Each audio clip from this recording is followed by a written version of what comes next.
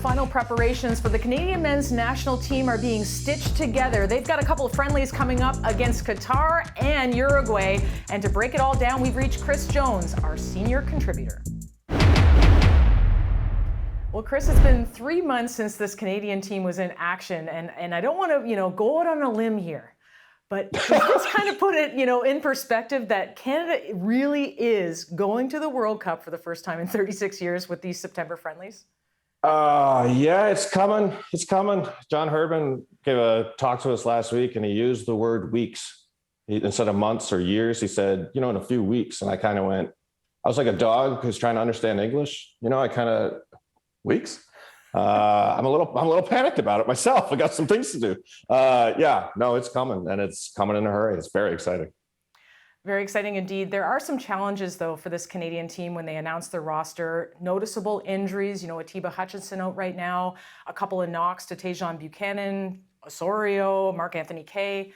How concerning are these? Maybe not so much for these friendlies, but going forward into November. The big one is Atiba Hutchinson. He is the spiritual leader of this team. He's in some ways, the life force behind it. Veteran player, finally makes a World Cup. And he is out with a bone bruise that does not sound promising. The Canadian medical staff, or he plays in Turkey, the Canadian medical staff are heading to Turkey after this window to work with him. John Herdman suggested end of October as a best case scenario, which gives him only 2 weeks to get into any kind of shape for the World Cup. He'll be there. He'll be in Qatar. I imagine it's like a coach or something, no matter what. But not having him dress, not having him on the bench would be a big psychological blow for these guys, I think. So that's the one that really stands out to me. The other one is Tajon Buchanan. You mentioned one of the young dynamic attackers on this team has not played this season with a quad injury. He's at Club Brugge. He's coming to Vienna and Bratislava for this window, but he's not expected to play. Or if he does play, it'll just be for a couple of minutes. So that's another guy, key component where you need to get him into game shape. Okay, let's talk about the opponents for this window. Qatar or Qatar, depending on how we're pronouncing it. Yeah. Uruguay as well. These are pretty big gets for Canada in terms of their preparation. It's not too bad. The June window was a complete debacle. I don't know if you remember, but Iran was supposed to be the opponent. That didn't happen. Then it was supposed to be Panama, and the players went on strike. I'm delighted to see Canada play anyone other than a CONCACAF team. I am done with the Panamas of the world. Qatar is not highly ranked, but they are in the World Cup as hosts. That's a game that Canada should want to win. I know it's a friendly, and I know, friendlies are times for experiments. Sometimes you do a bit of tactical work, get some young players in maybe, but I think John Herdman will want to win that game just for the psychological boost of it. A loss there is a bit thorny. If you have any ambitions of getting out of the group stage, which I think Canada does, you got to beat a team like Qatar. Uruguay is a whole other situation. I mean, they're ranked 13th in the world. That is a real soccer country with extremely real soccer players. And I am really excited to watch Canada play that team because it's been years, possibly decades, since the Canadian men have played a team with that quality and ambition this close to a major tournament.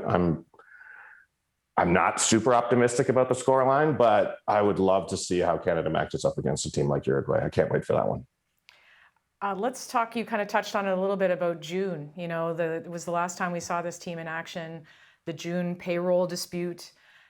Is there any resolution coming in terms of that, or is this going to overshadow these September friendlies?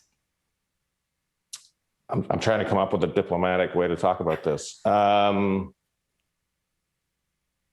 I don't think it's going to get completely resolved.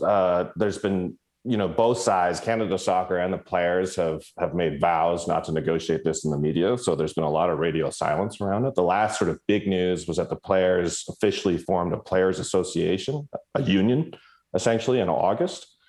Mark-Anthony Kaye gave an interview where he said that he expected large chunks of the collective bargaining agreement that they are now negotiating to not be resolved before the World Cup, that the sort of immediate concerns like friends and family tickets and travel and World Cup wages will have to be solved. But as of now, they're not. John Herdman tried to put a brave face on it the other day by saying, sometimes these things get raised at World Cups. Like I remember 2014 in Brazil, Ghana flew a plane load of cash across to Brazil to their players because they were not going to take the field and they had not resolved their situation. I don't think it's going to get that dire for Canada. But as with a lot of things pertaining to Canada soccer, the situation is suboptimal, we'll call it. It's something that you would like to be completely done. As far as I can tell right now, it's not finished. Well, the road to Qatar is creeping up in November, and it's a road you will be traveling on, Chris Jones, our CBC Sports senior contributor. Thanks so much for this. Thanks for having me on to Doha.